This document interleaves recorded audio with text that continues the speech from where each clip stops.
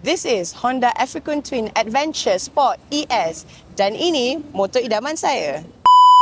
Ini adalah version yang terbaru dan version ini banyak upgradation daripada version yang lama. Tayarnya 19 inch untuk version yang baru ni yang membuatkan solid performance on highway dan lebih road focus pada kelajuan tinggi.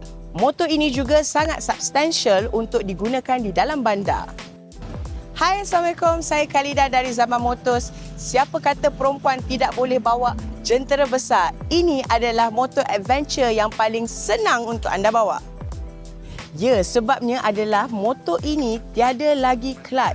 Ia menggunakan sistem DCT, Dual Clutch Transmission dengan 6 kelajuan automatik dan 3 sport mode.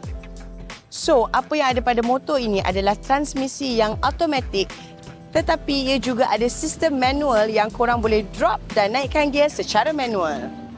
Version baru ini juga banyak features yang telah di-upgrade. Sekarang CC-nya adalah 1175 kW dan 105 Nm torque. Dari segi body dan swing armnya juga telah di-upgrade menjadikan ia lebih ringan dari version yang lama. Showa bukan nama asing lagi yang menjadi pilihan Honda untuk sistem suspensionnya. Dan sistem ini dipanggil e-Rhythm, Electronical Equipped Ride Adjustment. Selain itu, motor ini juga ada 4 mode ride.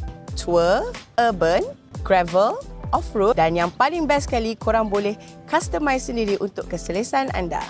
Ini juga satu upgradation yang padu dihasilkan oleh Honda, TFT, Thin Film Transistor, di mana ia touchscreen, full color, bersaiz 6.5 inch dan is Apple CarPlay and Android friendly.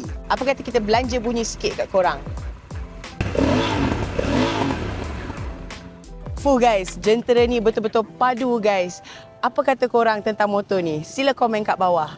Sampai kita berjumpa lagi. Nama saya Khalida dari Zaman Motor. Assalamualaikum. Bye.